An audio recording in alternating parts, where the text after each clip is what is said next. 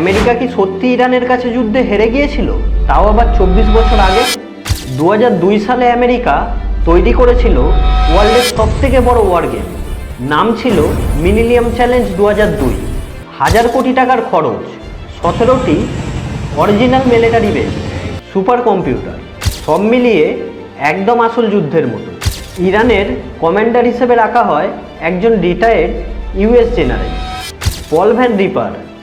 Game শুরু হতেই America ultimatum দেয়, কিন্তু ইরান স্যারেন্ডার না করে খেলাটা উল্টে দেয় একদম অন্যরকমভাবে।